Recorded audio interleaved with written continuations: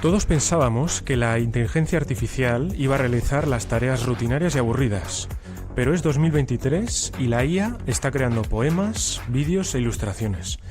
En el mundo del cine también está impactando y durante 2023 hemos visto cómo los actores y guionistas de Estados Unidos han realizado una larga huelga. Algunos de los motivos de esta huelga eran salariales, pero también se quería limitar el uso de la inteligencia artificial en el cine. Hoy en la tertulia debatimos sobre el conflicto entre inteligencia artificial y cine. La tertulia de la inteligencia artificial.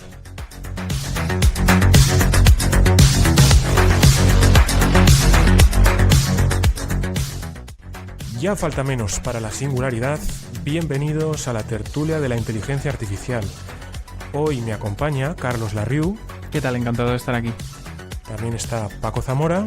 Hola, también encantado de volver. E Íñigo Olcoz.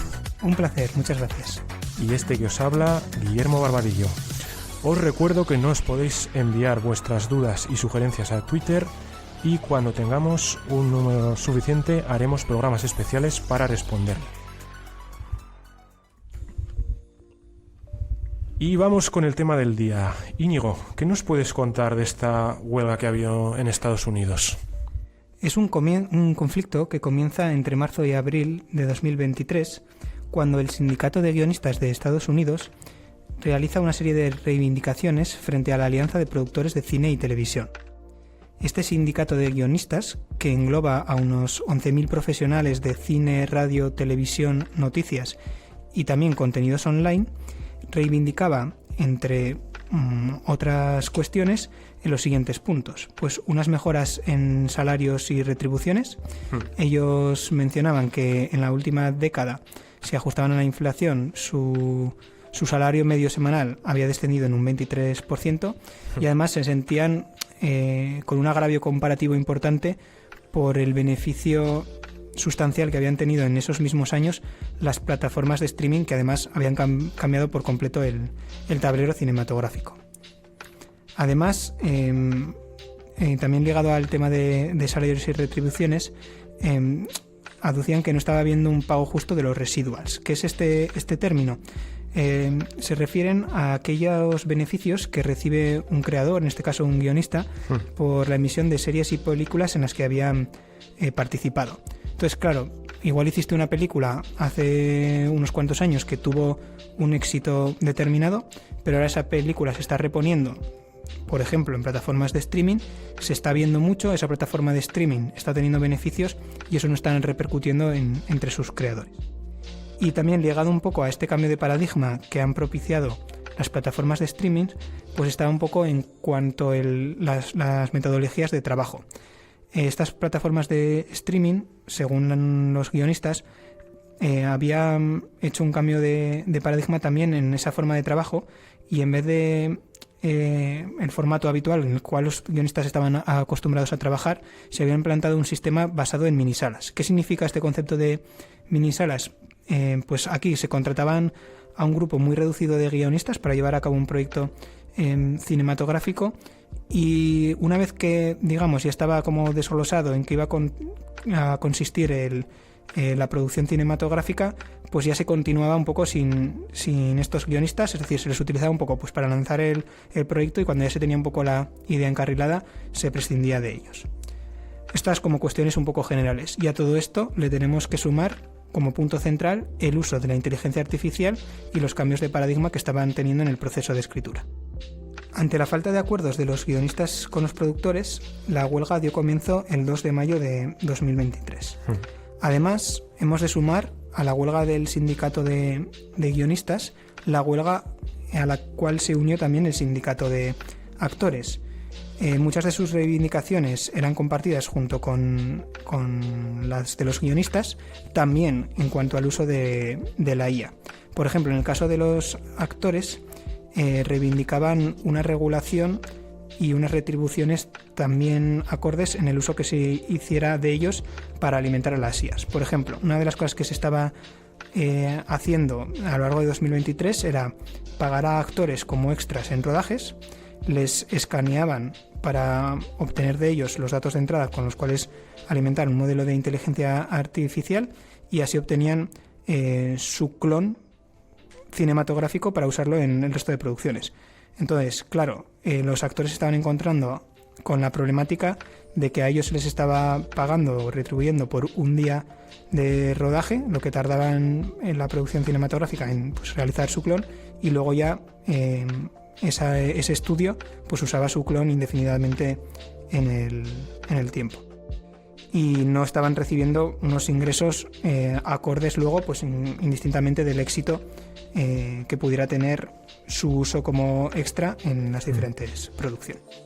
Claro, la cosa es que es distinto, ¿no? Una cosa es interpretar un papel en una película y otra es que te escaneen para luego utilizarte todas las veces que quieran. O sea, no es el mismo trabajo. Claro, y además es que está ligado con la otra reivindicación que hemos visto un poco de los guionistas, indistintamente del papel que juega entre medio la inteligencia artificial. Una plataforma de streaming que ahora tiene más fácil el ofrecer un abanico de producciones cinematográficas, indistintamente casi de cuando se fueron producidas, pues a esa plataforma le sigue dando beneficios. Y entonces, bueno, el actor que en su momento lo interpretó o grabó no sabría cómo eso se va a deparar. Entonces es verdad que es pues un éxito del modelo de negocio que han tenido estas plataformas, pero en base se están aprovechando de un trabajo de ciertas personas que no está teniendo la repercusión en las mismas.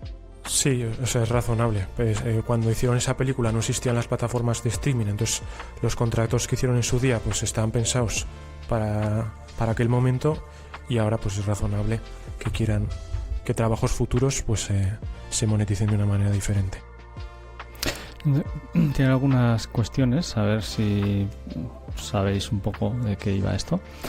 Cuando comentabas, Íñigo, actores que eran contratados para hacer como de extras, para poder escanearles, estamos hablando de actores pues un poco que no tenían mucha reputación, o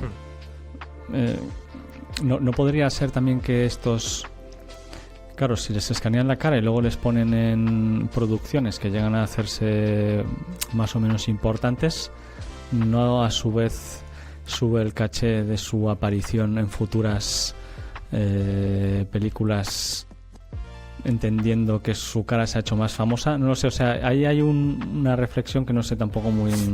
Claro, yo lo que he visto era más al contrario, que o sea, al final un poco el papel de un extra es que cuando vemos a un actor haciendo una película, muchas veces lo que vemos de él no es la totalidad. O sea, hay muchas partes que han hecho extras. Todos tenemos en mente pues las típicas escenas de acción, o cuando salen tocando un instrumento y ellos no saben interpretar, ese tipo de ejemplos. Entonces hay papeles especialistas de los extras más desconocidos para el gran público, que de esta manera yo creo que se mecanizarían.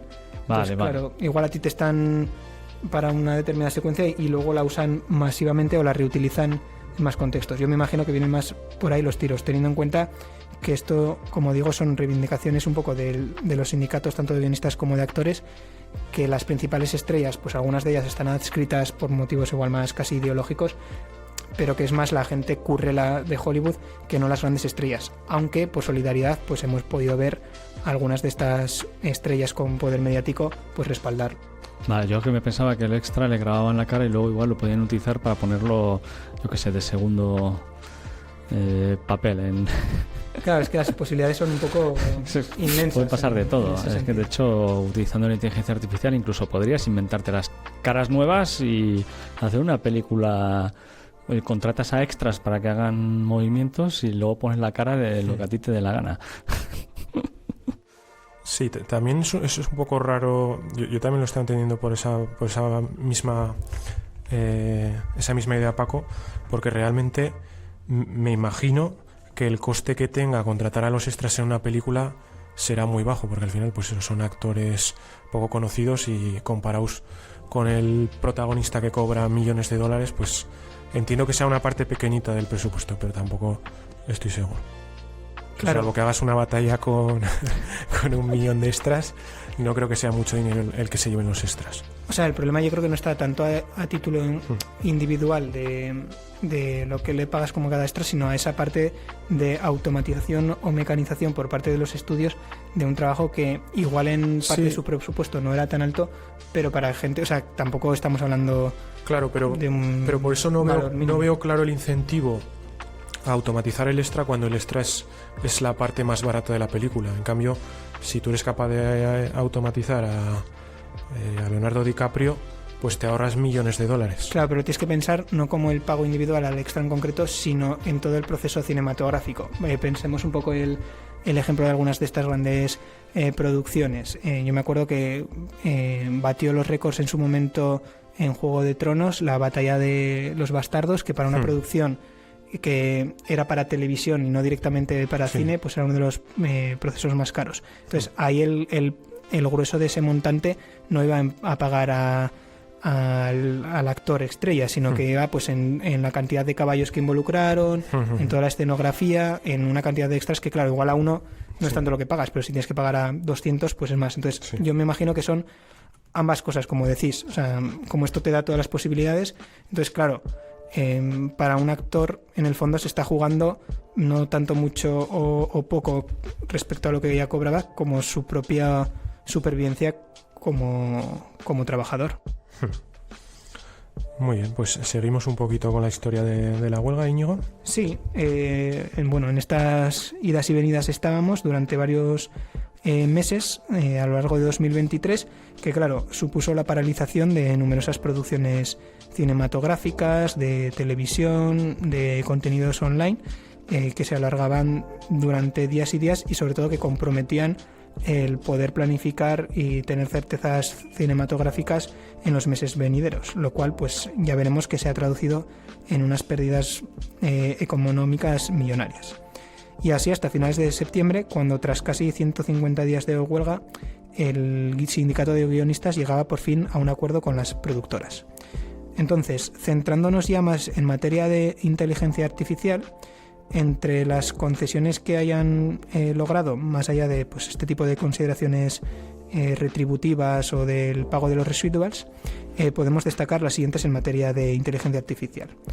La primera es que un escritor puede optar, si quiere, por utilizar la inteligencia artificial cuando está haciendo trabajos de redacción, pero y si la empresa lo permite, pero siempre bajo su criterio. Es decir, la empresa no lo puede obligar a hacerlo.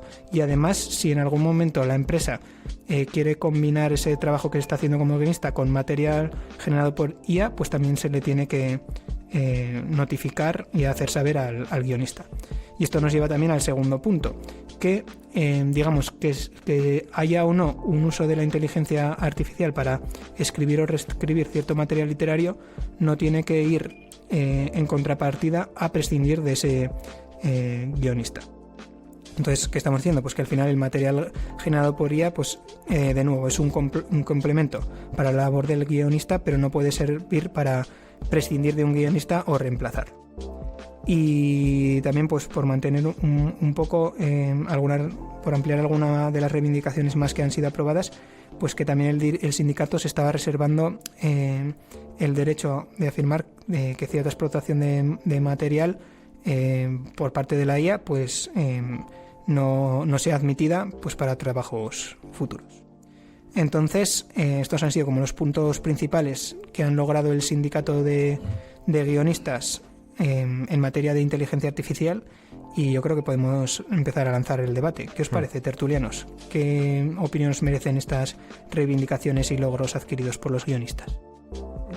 A mí alguno de ellos me parece un poco extraño. O sea, el primero que has comentado sobre que un guionista puede elegir si utilizar una inteligencia artificial o no, que no se le puede obligar a ello.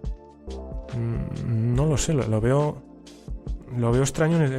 Si hago la comparación, pues por ejemplo con ingeniería,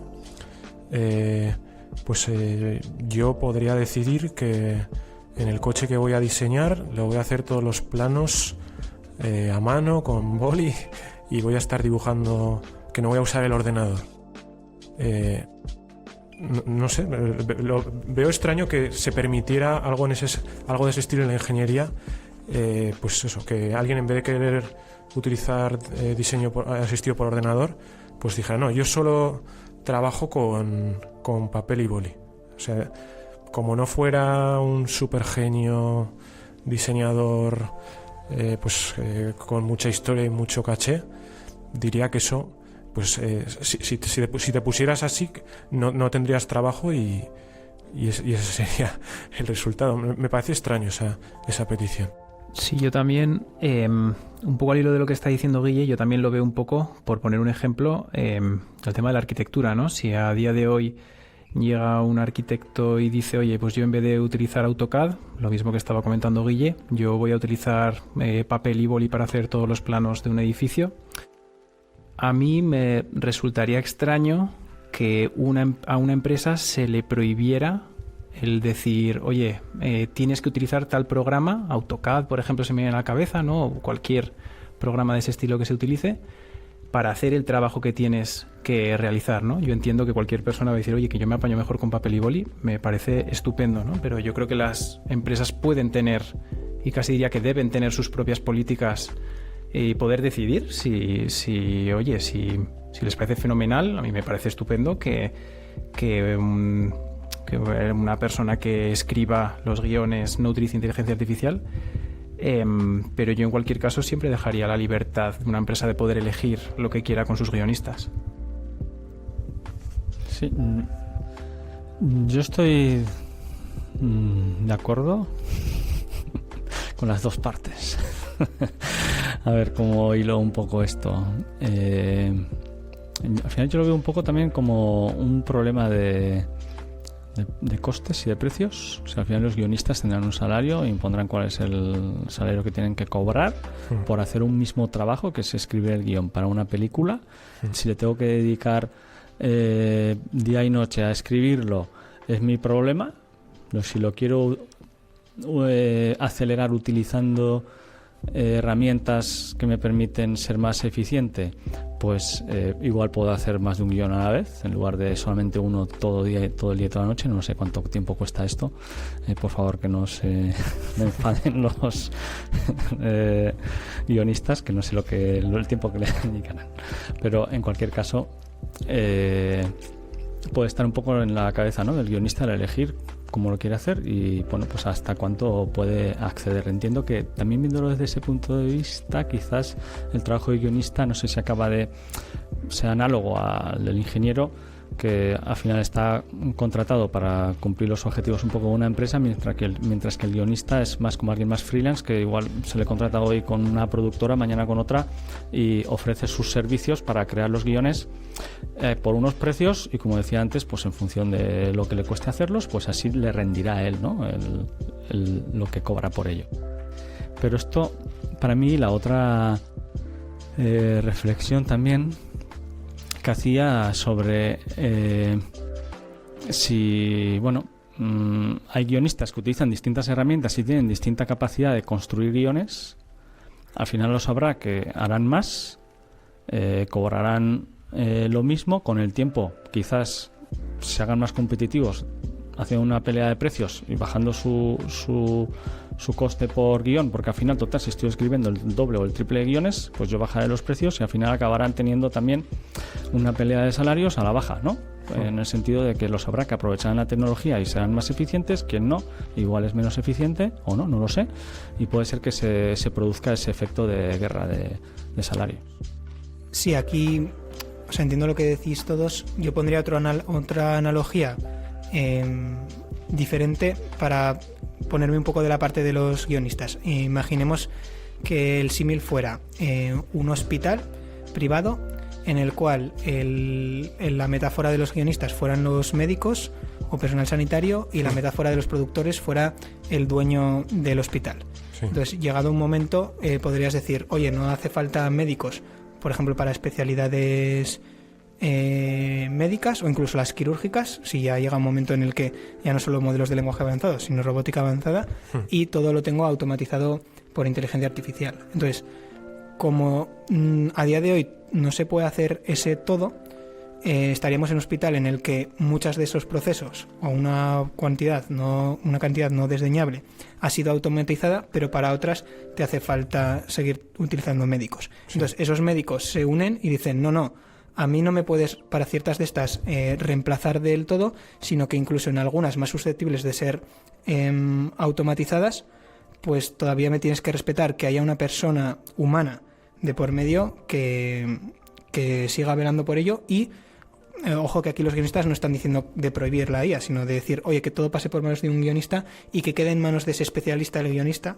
el que decida. Entonces, bueno, ya sé que el símil no es exactamente igual, porque estamos hablando de salud, vidas humanas respecto a un proceso creativo, pero yo lo veo un poco en esa analogía, es decir, como todavía seguís necesitando de nosotros para ciertas partes, porque claro, si fuera totalmente automatizable, pues no habría nada que negociar, ¿no? Pues prescinden todos los guionistas o médicos en la productora o hospital privado y ya está. Pero en este caso, como seguís necesitando de nosotros para una parte, pues que nosotros sigamos, ¿no?, como especialistas, dominando qué partes tenemos el poder y en cuánto nos queremos aprovechar la tecnología. Entonces, digamos que sea el especialista que tiene ese conocimiento, que sea realmente el ingeniero, volviendo al símil inicial, quien decide qué grado de automatización quiere y que no tenga por qué ser el empresario.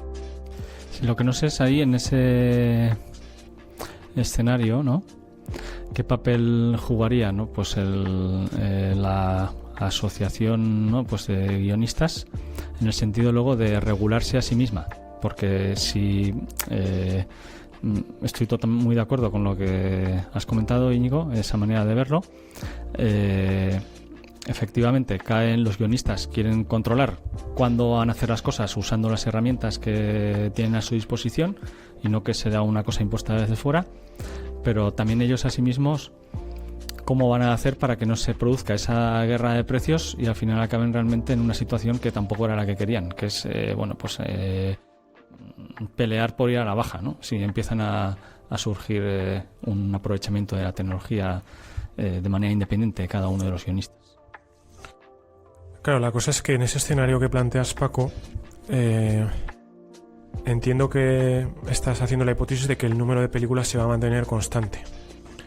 Pero para mí la gran ventaja que va a traer la inteligencia artificial al cine es el reducir la barrera de entrada. El que hacer una película ya no cueste $500 millones, $1.000 millones, que bajo mi punto de vista pues es uno de los problemas que tiene el cine a día de hoy, que hacer superproducciones es muy caro, entonces se asumen pocos riesgos creativos porque quieres rentabilizar la inversión, entonces pues acaba habiendo pues películas pues que pues eso, con muy pocos riesgos, muy políticamente correctas, y al final pues eso traducen en que no son interesantes. Y yo creo que la inteligencia artificial podría traer el beneficio de pues eso, permitir hacer conseguir resultados muy parecidos a las superproducciones de a día de hoy, pero con un presupuesto mucho más bajo, por lo cual pues se pueden tomar más riesgos, más personas haciendo cine, más historias y pues mi futuro ideal es ese, que vayamos a tener mucha más cantidad de contenido y mucho más variado, pero con la misma calidad que tenemos a día de hoy. Sí, puede ser. Dejando un momento de lado que por supuesto hay películas con muy bajo presupuesto muy buenas, a mí se me viene a la cabeza hablando de esto, por ejemplo, Bizarrap, que es un productor de música súper famoso a día de hoy, especialmente en un público más joven, que pues antes, para ser un productor musical, era pues una pasada la cantidad de recursos que había que dedicar, que había que destinar, y pues me parece un ejemplo muy bueno de cómo a día de hoy, con muy poquito presupuesto, empezando pues prácticamente con un ordenador, unos micrófonos, poco más, ¿no?, pues se puede llegar a hacer cosas súper chulas y súper interesantes, ¿no? Entonces creo que esto a otro nivel, porque no está especialmente aplicada la inteligencia artificial en ese sector, pero creo que va muy de la mano de lo que estabas contando, ¿no? Es posible pues que en el futuro, con muy poquitos recursos, seas capaz de hacer cosas que hace unos años pues era impensable, ¿no? Sí, estoy completamente de acuerdo. Y también, poniendo una analogía, el ejemplo de YouTube que a día de hoy tienes millones y millones de vídeos de cualquier temática con muy buena calidad en cualquier momento del día, pues es algo que está acabando con la televisión, ¿no? Al final la gente joven por lo general ya no ve la tele, pues o ve Netflix o ve YouTube, pero es que no te pones a ver la tele porque no estás, o sea, no sabes ni qué están echando en ese momento. Entonces, por el cine creo que podría llegar a pasar algo similar. Estas reflexiones que estáis haciendo me llevan un poco a la segunda pregunta, ¿no? ¿Hasta qué punto van a quedar prontamente obsoletos estos acuerdos? O lo que es lo mismo, un poco, ¿hasta qué punto se está intentando poner límites al campo por parte de los guionistas en este sentido? Porque sí que es verdad que no es la primera revolución que ha tenido el cine y que ciertas profesiones han visto como han tenido que reinventarse dentro del propio mundo del cine. Pues a todos nos puede venir la revolución de los primeros años del cine, que era mudo, a cuando llegó la voz, ¿no? al mundo del cine. O por ejemplo con especialistas concretos, que antes había pues músicos de sesión, o en todo el mundo de la música aparejada al cine, pues era una parte pues muy manual, con muchos especialistas ahí involucrados, que ha llegado un momento en el que pues ha tenido también su parte de automatización. Lo que no sé si, de nuevo, unas reflexiones que nos han venido en otros programas, al ser un cambio de automatización de proceso creativo por primera vez en muchos de los aspectos, supone un cambio de paradigma con respecto a estas revoluciones del pasado. Sí, hombre, está claro que las otras revoluciones que has comentado eran de una naturaleza distinta. Yo creo que esta revolución lo que va a permitir es que equipos muy, muy pequeños o incluso una sola persona desde su casa pues pueda hacer trabajos de mucha calidad. Y como ejemplo pondría el canal de Corridor Digital, que creo que lo hemos mencionado alguna vez en la tertulia, en el cual han hecho han hecho ya dos capítulos de un anime, partiendo únicamente de vídeo y utilizando inteligencia artificial para darle el formato de anime. Entonces, pues Corridor Digital es un equipo pequeñito, pues a ojo diría que habrá 10-20 personas en ese estudio, y hacen pues contenido para YouTube basado pues en técnicas de modelado 3D y animación digital. Y pues ellos están un poco tomando esa bandera de qué se puede hacer con la inteligencia artificial a día de hoy, y yo creo que el trabajo que hacen pues enseña un poco por dónde va el futuro del campo. Sí, es que aquí está el eterno debate también, de nuevo, del uso que hacemos o que hace la gente un poco de estas herramientas. Entonces, que herramientas de estas vayan a suponer una mengua o un aumento en la creatividad de las personas, pues va a depender mucho de cómo se use. Si nos lo empezamos a pensar como que el cine se vuelve en una empresa cárnica en el cual lo que quieres es contenidos inmediatos generados de cualquier manera, pues podría haber gente que piense pues que el cine no va a volver a ser lo que era. Pero llevado un poco a las reflexiones que dices, Guille, cuando comentabas tú ese ejemplo, me ha venido a la mente una persona muy admirable, yo diría, que es Shane Carruth. No sé si lo conocéis, es el tío que hizo la película de Primer, toda una joya del cine. Es una peli que ya en 2004 costó solamente $7,000, y es una peli chulísima, además que bueno, una peli casi de culto dentro de la ciencia ficción. Y ahí Shane Carruth, con la tecnología de 2004, digamos que hacía todo, es decir, escribió, dirigió la peli, también la produjo, era uno de los protagonistas, la editó, la realizó e incluso compuso la banda sonora. Entonces, alguien con el genio creativo de Shane Carruth, cuantas más herramientas tenga a su disposición, pues es que igual este tío es capaz de hacer unas películas increíbles él solo, y que si antes dependía de que algún estudio pues le quiera financiar esos $7,000 o que se lo autofinanciara a él. Sí, es que además a mí esto me parece muy curioso, ¿no? Y volviendo a lo que decías antes, Íñigo, de que por primera vez se puede mejorar el proceso creativo, ¿no?, con un ordenador, que es lo que Antes no se podía. Si al final unimos esto a que la inteligencia artificial nos puede servir para hacer algo más rápido y mejor, a mí esto me hace pensar, ¿no? Cualquier persona de las que estamos aquí seguramente sería capaz de ponerse a generar contenido con este tipo de inteligencias artificiales a día de hoy con unos resultados bastante aceptables. De hecho, ya está pasando, ¿no? Entonces, si a personas que no están en ese mundo les puede suponer un avance de ese tipo, ¿cuánto más se pueden beneficiar de este tipo de inteligencias artificiales las personas que realmente sepan del tema y le sepan sacar un partido muchísimo mayor a todo este tipo de inteligencias artificiales, ¿no? Yo creo que pueden llegar a ser los principales beneficiados de todo esto.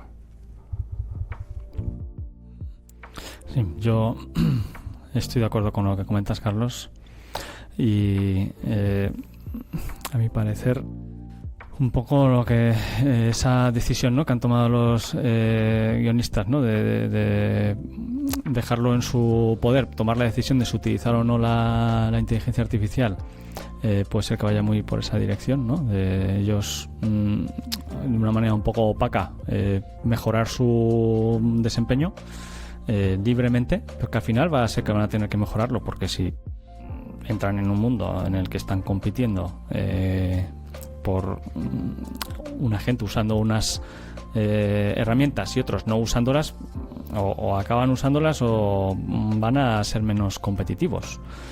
Entonces supongo que es un poco esa, no sé, una primera opacidad, ¿no?, sobre el asunto, de no querer decir abiertamente quién lo está utilizando y quién no. No tienen obligación ni de mencionarlo, ¿no?, según yo entiendo. Simplemente lo utilizan y crean el contenido, pero sin duda pues lo están haciendo de una manera más eficiente, porque si no, no van a poder competir. Íñigo, ¿y cómo terminó esta huelga? ¿Cuál es el desenlace? Vale, hemos visto que a finales de septiembre llegaron a estos acuerdos, entonces digamos que se desconvocaba la huelga. No olvidemos que también había la huelga de actores involucrada en el conflicto, pero también parece cerca de llegar un poco a una conclusión en términos similares a la alcanzada con los de los guionistas. ¿Qué efectos va a tener esta huelga en materia de lo que va a pasar en Hollywood? La realidad es que los efectos se van a hacer todavía no tal. La recuperación de producciones no va a ser inminente. Ahora se va a producir como un efecto de cuello de botella en el que, para reanudar las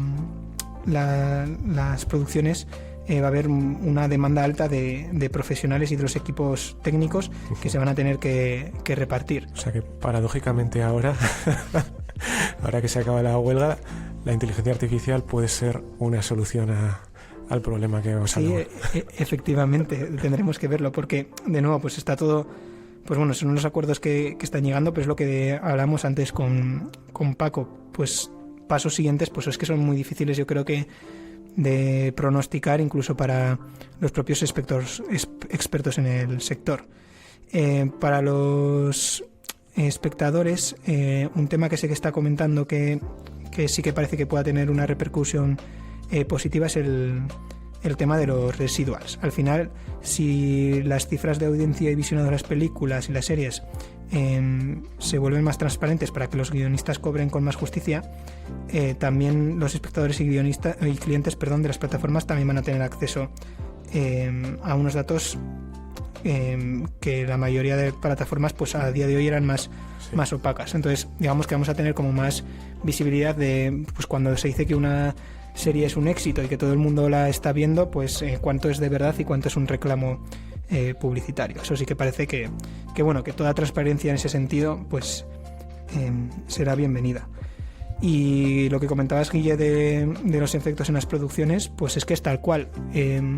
Antes mencionábamos pues cuánto puede llevar a un cambio creativo, que parece que sí, y aquí mi reflexión es un poco cuánto de eso se va a impactar en el contenido que vamos a acabar viendo, que va a ser el cine. Porque si ya con las plataformas de streaming, un poco al margen de inteligencia artificial para producción creativa, o sea, más allá de los sistemas de recomendación que usan IA desde hace mucho tiempo y que utilizan este tipo de plataformas, ya avecinaban cambios, ¿no? Pues un poco en el sentido de lo que decías, Guille, pues de nuevo las plataformas en streaming igual ya no son producciones tan mastodónticas, sino que son producciones más sencillas, más de un consumo inmediato. Y entonces, ¿cuánto esta revolución creativa sumado a las plataformas de streaming van a suponer un cambio incluso en los hábitos de consumo? Igual que en la música, hoy en día, música clásica moderna consumida de forma mayoritaria, pues prácticamente no se da. Todavía hay gente amante de la música clásica y se siguen habiendo todo un mercado y un nicho muy importante en torno a la música clásica, pero el consumo sigue siendo de aquellas piezas del pasado. Es decir, la gente va a escuchar pues, las sinfonías de Mozart o las óperas de Rossini, no las sinfonías de alguien del siglo XXI. Entonces, ¿cuánto en el cine va a ser que ciertas películas pues sigan existiendo y que la gente dentro de 50 años siga viendo El Padrino? Pero ¿cuánto de producciones cinematográficas nuevas se van a dar que sean un poco de la altura del Padrino en cuanto a consideración? Que hoy en día se siguen dando. En parte las están auspiciando estas propias plataformas de streaming. De hecho, está pasando que las últimas películas pues, de Martin Scorsese, por poner un ejemplo, ya están siendo financiadas por estas grandes compañías que, como siempre se han visto menos valoradas que, digamos, el cine tradicional, han intentado un poco paliarla en base al dinero, a la pasta. Pues al final, oye, cojo a los mejores directores, actores más renombrados, les doy dinero y que hagan un poco lo que quieran sin límite. Y a ver si así, a base de que películas de Netflix, HBO, etcétera, ganen premios en certámenes prestigiosos, pues se rompa un poco esa barrera. Al mismo tiempo que juegan la baza de vale, sí, una o dos películas de estas cada cierto tiempo, pero yo lo que voy sacando es estas producciones en masa para que alguna triunfe y me gane mis suscriptores. Entonces yo creo que estamos ahí uniendo todo eso en la coctelera en un punto pues de cambio muy notable, que no sé un poco cómo lo veis vosotros. Mientras hablabas, Íñigo, me ha venido una duda respecto a las reivindicaciones que han hecho los guionistas, en las cuales se distingue entre material que ha hecho un guionista y material que ha hecho una inteligencia artificial, como poniendo la inteligencia artificial en otro nivel. Y la duda que me surge es cómo van a poder diferenciar entre los dos textos, cuando es un problema que a día de hoy no tiene solución y en el futuro pues probablemente tampoco. Claro, la cosa es que no tenga por qué ser explícito que lo han hecho con la IA. Me intento explicar. Ese problema existía en el mundo de la creación. En la de guionistas no sé muy bien, pero desde luego en la de literaria tal cual, con lo de los escritores fantasmas que se decía. Es decir, sí, había un escritor de renombre, pero que luego subcontrataba partes del texto. Es decir, igual él tenía la idea y decía, oye, ahora contrato a estos 3 tíos que no tienen renombre, les pago una miseria y, oye, yo te digo el capítulo que vaya un poco más o menos de esto. Y lo hagan. Y eso pues seguía estando esa misma duda. Entonces yo creo que más un poco la reivindicación de los guionistas va como con lo que ha explicado muy bien Paco, es decir, de que tengan ellos el control. Entonces que no sea que digamos que ese control lo siga teniendo un guionista y no un productor. Es decir, que un productor no pueda decir, he hecho esta película. Entonces el sindicato de guionistas dirá, vale, pero ¿quién ha sido tu guionista de referencia o tu conjunto de guionistas? Y si no hay nadie ahí de referencia, pues entonces le podrá demandar en ese sentido. Yo creo que eso es un poco lo que está cambiando un poco, es decir, que tiene que seguir habiendo una figura del guionista, que tal vez pueda ser el propio productor, o sea, en un sentido, pero yo creo que, claro, aquí no sé cómo conciliarán, eso no tengo ni idea, entre grandes producciones en las cuales vale, tenga que ser de eso más ordenado, o lo que decíamos, algo más de nicho, que cómo le demandas a un tío en su casa que tenga que tener un guionista si él pues, lo mismo lo es, ¿no? O hasta qué punto es un agravio comparativo para el multimillonario productor de cine el decirle, no, tú justo no puedes consultar a ChatGPT y hacerte tu propia película, ¿no? Yo creo que ahí son los detalles un poco finos que estarán ahora dirimiendo. Me ha gustado la metáfora del escritor fantasma, del escritor negro, porque creo que es muy acercada a ChatGPT a día de hoy, salvando las distancias de que tienes mucho menos control sobre su trabajo, pero podría ser un equivalente muy, muy parecido. Y como nosotros no somos artistas, sino que estamos en el lado oscuro de la inteligencia artificial, hoy para este programa, gracias a Íñigo, tenemos una entrevista. Íñigo. Sí, hoy me hace especial ilusión contar con un invitado muy especial, Josu Solano Torregrosa, por dos circunstancias. En primer lugar, porque es el primer invitado que tenemos en la tertulia ajeno a Veridas. Ya sabéis que Veridas es la empresa donde trabajamos los tertulianos, una empresa con la cual puedes verificar identidades sin fricción en un mundo digital y físico con nuestra plataforma biométrica impulsada por inteligencia artificial. Pero claro, para tratar un tema tan bonito como este de la IA y su impacto en las industrias creativas, nos hacía especial ilusión, como mencionaba, pues contar con una persona del mundo del arte y de la generación de contenidos, y que además hubiera estado trabajando en producciones cinematográficas. Y además, pues bueno, como Josu Solano es una persona que conozco bien y a la cual admiro en ese sentido, me hace especial ilusión contar con él en la tertulia. Josu es un ilustrador y diseñador conceptual navarro afincado en Barcelona, a quien su trabajo le ha llevado a participar en diversas producciones cinematográficas, como por ejemplo la última película de Juan Antonio Bayona, La Sociedad de la Nieve. Bienvenido, Josu, y muchas gracias por participar en la tertulia. Cuéntanos, ¿a qué se dedica un diseñador conceptual y cuál es su rol en una producción audiovisual? Buenas a todos y gracias por la invitación, chicos. Pues sí, un diseñador conceptual se encarga de diseñar todo aquello que va a necesitar el proyecto a nivel visual. Generalmente todo aquello va a pasar por el departamento de arte y seguramente por el equipo de diseñadores conceptuales. Lo más normal es que caiga sobre ellos las cosas que no existen o que no existen de tal manera o de la manera más inmediata para uso directo en el proyecto.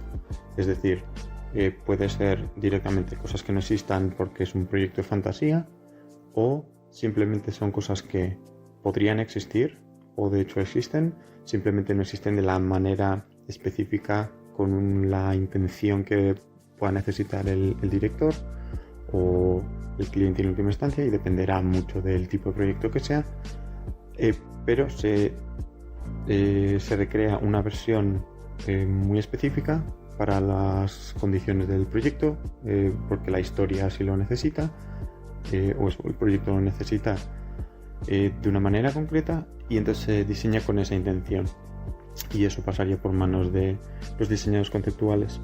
Dentro de todo lo que puedan diseñar entran muchos posibles grupos de cosas que podrían entrar. Pueden ser escenarios, pueden ser objetos, puede ser una escena en concreto, puede ser simplemente el ángulo de cámara y la iluminación de una cierta escena como proposición para la producción.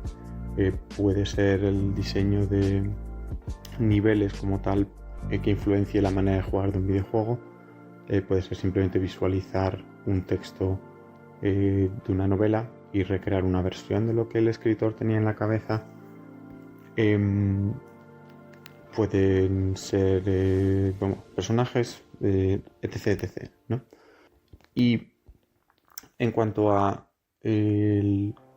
las fases de producción, generalmente la mayoría de estos aspectos se realizan en la fase que se llama preproducción, en la cual no hay un equipo aún muy grande, pero sí que hay un departamento de arte que está colaborando con productores, directores de arte, etc., en la que se genera una pasada a casi todo lo que se pueda necesitar, de tal manera de que cuando se entre en producción la mayoría de las cosas ya tengan una versión diseñada oficial y aprobada, para que el resto de equipos que vayan entrando, y cuando crece el equipo en producción sepa todo el mundo en dónde está el proyecto y hacia dónde va y el aspecto que va a tener.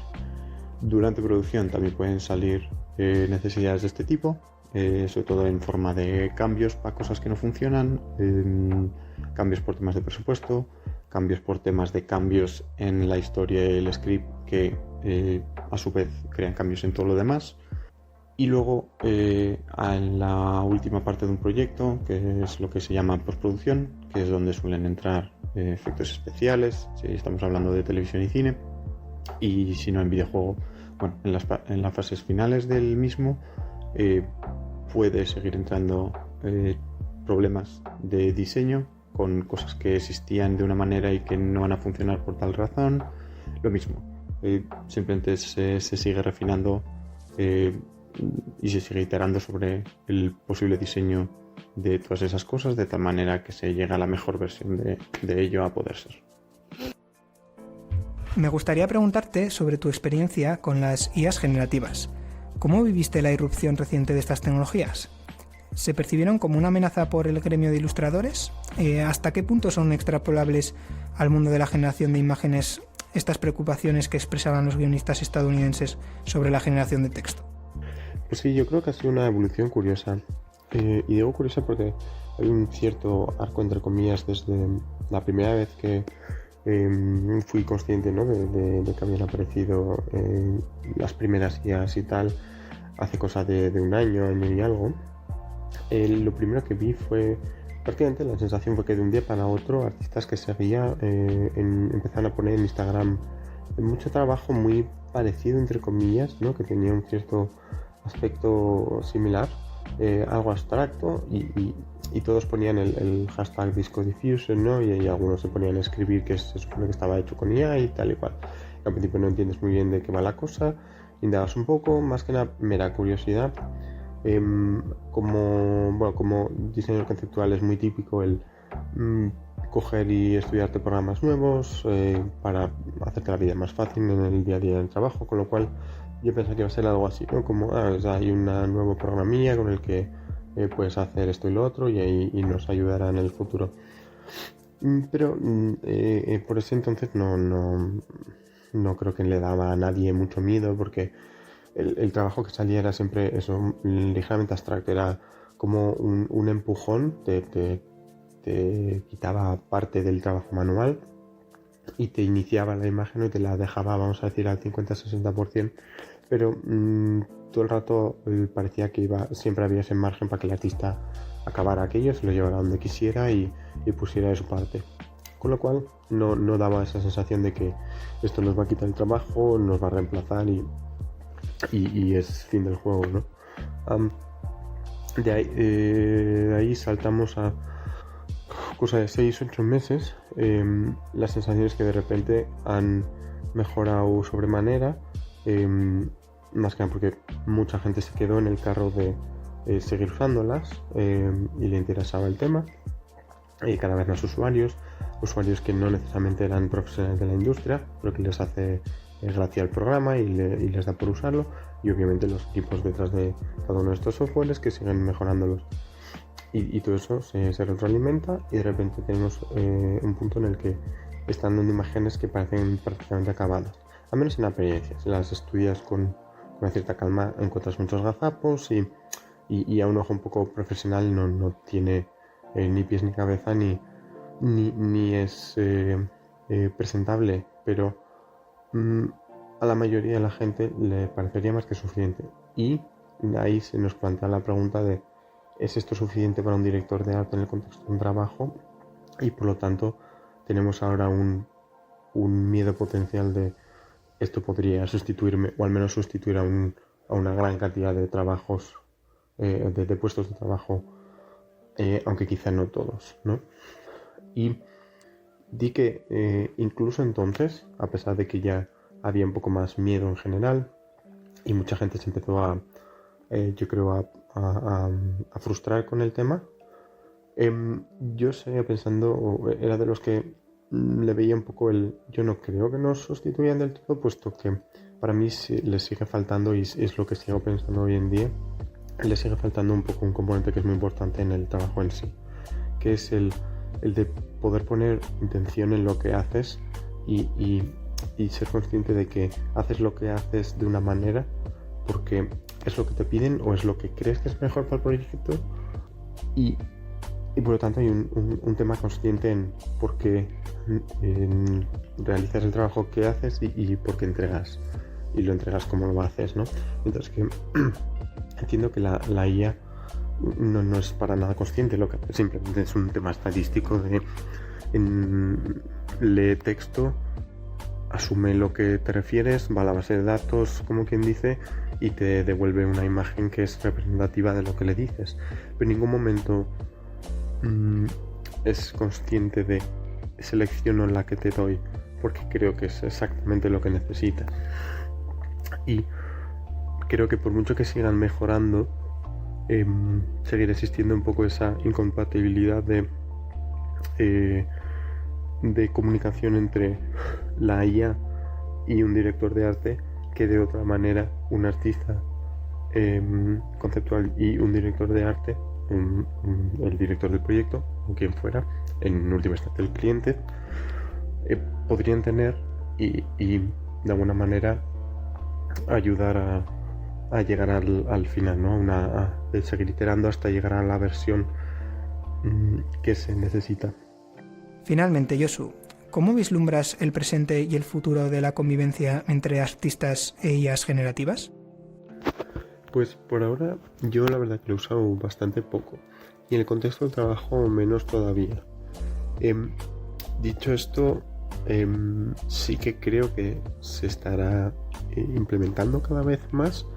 Supongo que internamente estudios la estarán lo he dicho, implementando de alguna manera, o al menos visualizando de qué manera, si no ya la podrán eventualmente implementar.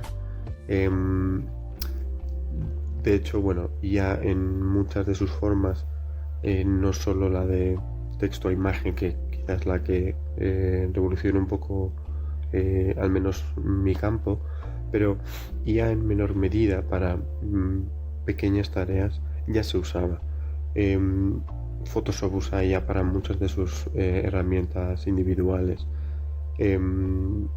Los estudios de efectos especiales usaban IA para ayudar a mejorar animación, ayudar a mejorar el renderizado, ayudar a mejorar lo que sea. Al fin y al cabo es ayudar a acelerar las tareas o a quitarte ciertas tareas muy manuales y repetitivas, ¿no?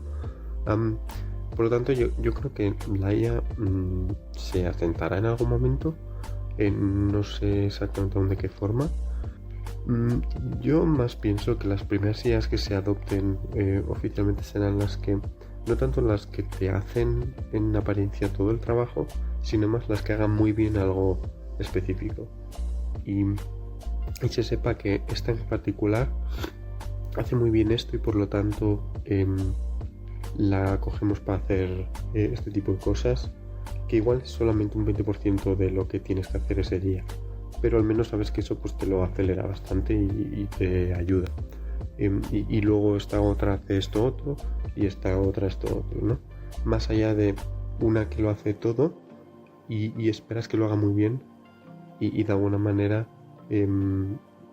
entre comillas esperes que te haga el trabajo por ti, ¿no? Y te empieces a acomodar en ese punto. Luego está claro también que existe el problema de copyright, que ahora mismo está bastante nebulósico todavía.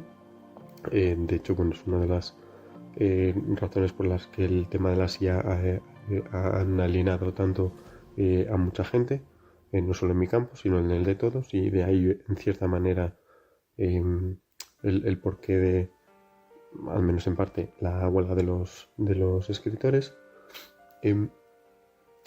El tema del copyright es complicado porque, por ejemplo, en una de las últimas producciones en las que participé, llegamos a usar ya hicimos unos piquitos con ello algunos días sueltos, pero llegó un punto en el que nos prohibieron desde producción usarla, más que nada para cubrirse las espaldas, ¿no? De mira, oye, por si acaso vamos a dejar de usarla y ya está, ¿no? Por lo que pueda pasar hasta que se solucione y se clarifique cómo se va a tratar estos temas a nivel de copyright, ¿no? Con lo que se produce con IA en contexto de un trabajo. Por otro lado, cuando no estamos hablando de una producción oficial a uso individual, para fans se usará un montón. gente para visualizar un proyecto propio sin tener que poner un presupuesto por adelantado grande o cuantioso, simplemente para arrancar un proyecto. Por ejemplo, para eso puede venir muy bien, y creo que sería totalmente entendible, ¿no? El poder, al menos hasta cierto punto, visualizar ciertas ideas propias, sobre todo si además tú no eres alguien que tenga habilidad para hacer eso. Entonces yo creo que en biblias visuales, en pitches de proyecto, se verá bastante, y seguro que se esté usando. Seguro que escritores usarán IAs de imagen simplemente para quizá autoalimentarse con imágenes. No sé, supongo que habrá muchos casos, ¿no? Y lo dicho, yo creo que la IA se asentará de alguna manera, y podremos coexistir con ella, simplemente que no va a quitarnos del todo el trabajo, y llega un día en el que no haga falta absolutamente nadie y confiamos plenamente en que escribes texto, le das al intro y conforme sale no hace falta hacer absolutamente nada y podemos entregárselo al cliente, ¿no? No creo que lleguemos a ese punto, y no lo creo tampoco para guión ni para muchas otras facetas similares. Muchas gracias, Josu, por animarte a participar en la tertulia. Gracias a vosotros por invitarme, un placer. Y llegamos ya al final del programa. Vamos a ver qué recomendaciones nos traen los tertulianos hoy. Íñigo, ¿qué recomendación nos traes tú? Bueno, pues teniendo en cuenta el privilegio que hemos tenido hoy de escuchar las opiniones de Josu en la entrevista, pues mi recomendación no podía ser otra que recomendar la última película en la cual ha participado Josu, La Sociedad de la Nieve, que se estrena en cines en España en diciembre de 2024 y tendrá su estreno en Netflix el 4 de enero de 2024. Uh-huh. Muy bien, muchas gracias. Carlos, ¿tú nos traes una recomendación? Pues sí, yo os voy a recomendar la cuenta de Twitter de una persona que se llama Nicolás Neubert. En su nick de Twitter es IamNeubert. Y me parece súper interesante porque tiene, pues el tweet que tiene pineado se hizo súper famoso a raíz de hacer lo que pretende ser una especie de tráiler de una película, pues casi como un toque como bastante épico, que está hecho en su totalidad con inteligencia artificial, ¿no? Un poco al hilo de lo que estábamos hablando hoy. La verdad que es una pasada, lo recomiendo a todo el mundo que lo vea, y la cuenta de Twitter de esta persona que por lo menos en su biografía dice que es diseñador de productos, pues es digno de ver y admirar. Muchas gracias, Carlos. Y por último, mi recomendación de hoy es un poco especial porque es un libro que he editado yo mismo y viene un poco al hilo de esta temática de inteligencia artificial aplicada pues a la creación. Y os cuento un poco la historia. Yo soy muy aficionado a la historia en general y en verano decidí leerme La Guerra de las Galias, que la escribió Julio César hace ya más de 2000 años, y la verdad que me gustó mucho, pero le vi dos problemas. El primer problema era que el lenguaje que utilizaba era muy antiguo y era difícil de seguir y a veces entender las cosas, y por otra parte pues tenía que estar constantemente yéndome a la Wikipedia o a Google Maps para entender bien dónde pasaba cada cosa y dónde estaba cada tribu y bueno, pues un poco por dónde transcurrían las aventuras de César. Entonces, cuando terminé de leer el libro, cogí ChatGPT y hice una prueba a ver qué tal traducía del latín al español. Y como vi que lo hacía muy bien, pues me animé a traducir todo el libro, luego revisarlo manualmente. Y entonces, de esa manera corregí el primer problema y conseguí una versión de La Guerra de las Galias con un lenguaje más moderno y mucho más sencillo de entender. Y luego, pues, utilizando Python, he creado mapas para ilustrar pues, los movimientos de cada campaña de La Guerra de las Galias. Y pues juntando todo eso más algunas ilustraciones que he sacado de internet, pues he sacado una nueva edición de La Guerra de las Galias con el subtítulo creo que es traducción moderna e ilustrada, que lo podéis encontrar pues en Amazon, en Apple y en Google, en cualquier plataforma. Y pues eso, si sois aficionados a la historia, estoy seguro de que os va a gustar. Y con esto ya concluimos el programa.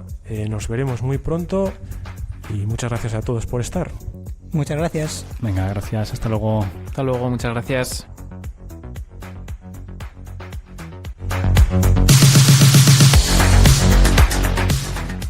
La tertulia de la inteligencia artificial.